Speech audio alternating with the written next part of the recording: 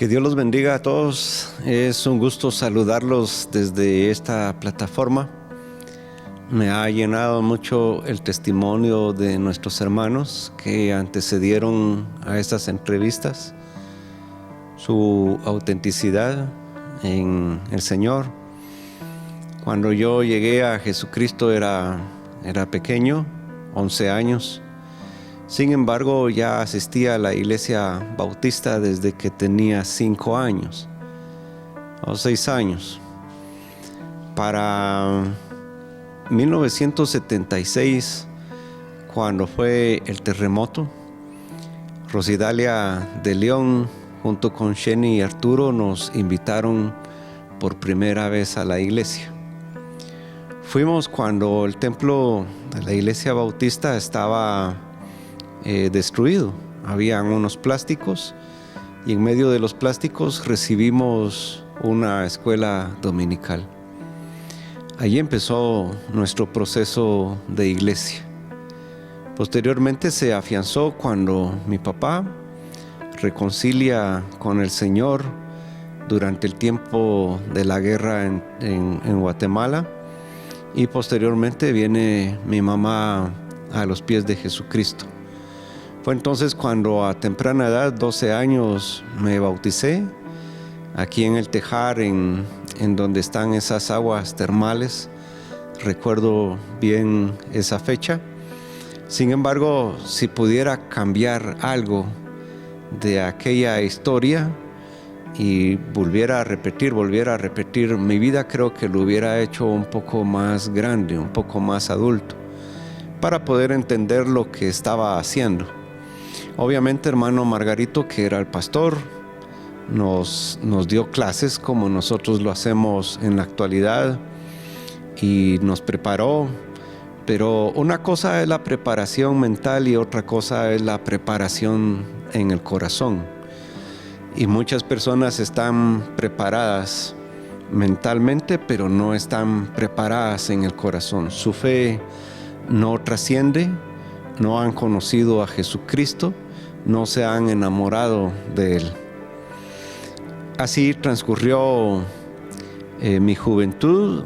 Daba clases a los chiquititos en la iglesia bautista. Me gustaba hacer con ellos ensaladas de frutas. Hacíamos muchas ensaladas de frutas para los peques. Y bueno, posteriormente vino el cambio. Un cambio que cambió mi vida para siempre. Y es que mi papá empieza a evangelizar alrededor de la escuela 25 de julio, en ese sector, y empieza a reunir a un grupo de personas que aceptan a Cristo Jesús. Por azares no del destino, sino por azares de Dios, porque esto, si Dios no está de por medio, esto no avanza. Y la Escritura nos afirma eso. La obra no crece si el Señor no está detrás de ello. Ya son muchos años los que han transcurrido. Nosotros no, es decir, aunque empezamos a ir con mi papá a donde está ahora la colonia Los Andes, allí había una casita de madera. Allí empezamos a asistir. Sin embargo, mi papá aún no se había desprendido completamente de la iglesia bautista. Fue con el tiempo que él decidió poner a atender a la gente que Dios le había dado, y oficialmente nace la iglesia.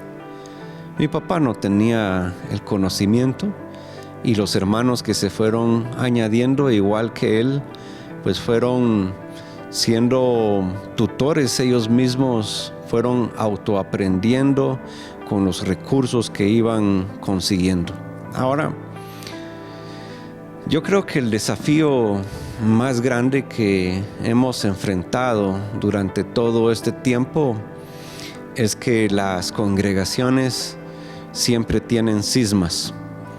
Creo que esos son los desafíos más grandes.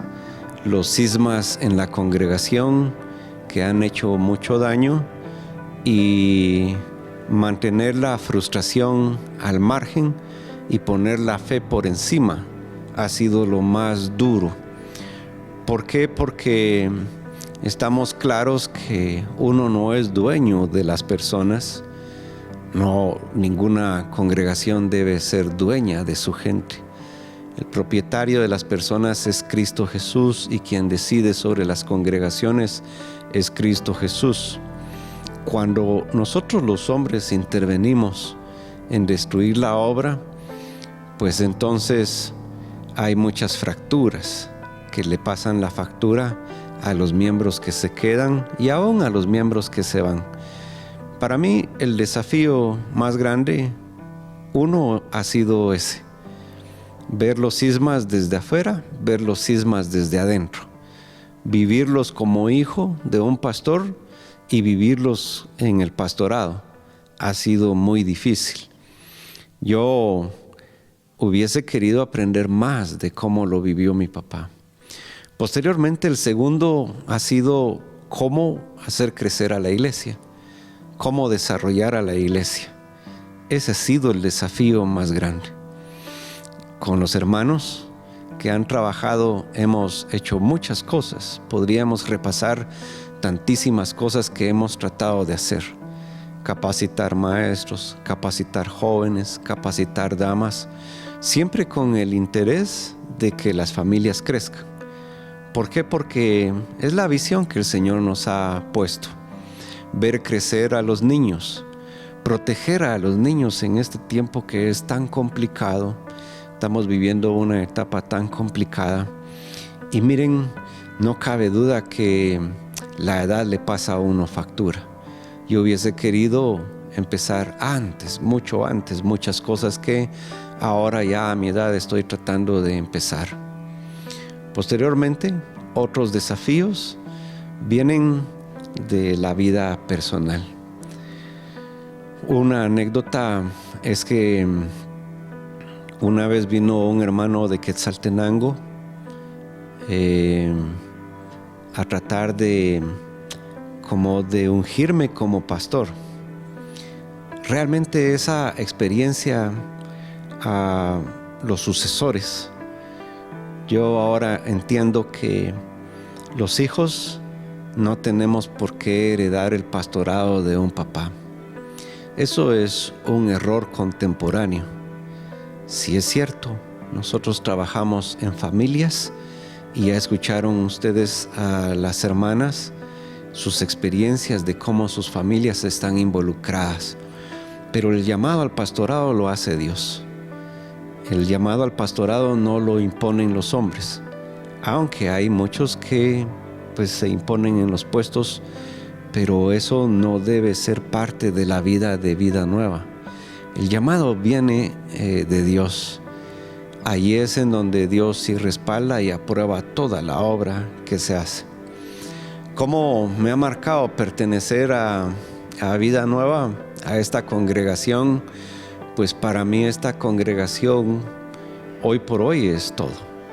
Es decir, en esto se me va la vida, estoy sumergido y concentrado en esto, y aunque a veces como hermana Irma dice, no todas las veces estamos bien, algunas veces estamos ponchados, como yo le digo a la congregación.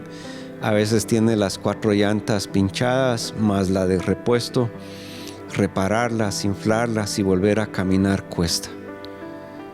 Pero cuando vemos el premio que nos espera, el galardón de la vida eterna, servirle a Jesucristo, pues miren, yo no sé cómo lo ven ustedes, pero yo nunca me hago recibiendo órdenes de un político o de una persona que no tenga relación con Dios. Pero cuando yo veo a alguien que está relacionado con Dios y es autoridad de Dios comprobable, con mucho gusto hago las cosas. ¿Por qué? Porque viene de mi Señor. No es un asunto de trabajar para hombres, y eso es lo que hace esto más grande. Como los discípulos le dijeron un día a Jesús: Señor, ¿y a nosotros quién nos va a pagar? Yo siempre me recuerdo de esas palabras de los apóstoles, porque En esta vida se van los recursos para difundir a Cristo, se va el tiempo, a veces el sueño, a veces las penas, a veces el saber cómo resolver situaciones, pues se nos va la vida. Pero para esto, si es que el Señor nos llamó, es que trabajamos. Yo así lo creo, y mi deseo es que el desafío más grande con el que concluyo esta pequeña entrevista es que cada uno en la congregación, por nombre y familia, cuando el Señor venga o muramos, estemos juntos en el cielo. Porque yo no sabría cómo reaccionar pensando que alguien estuvo sentado en una silla en Vida Nueva, no creció, nunca se desarrolló y además perdió su vida en algo en lo que no cree, algo que le pesa, algo que no ama. Hacer iglesia hay que amar lo que tú haces para poder estar con el Señor. Muchas gracias, que Dios los bendiga y que Dios nos respalde y nos acompañe hasta el final. Bendiciones para todos.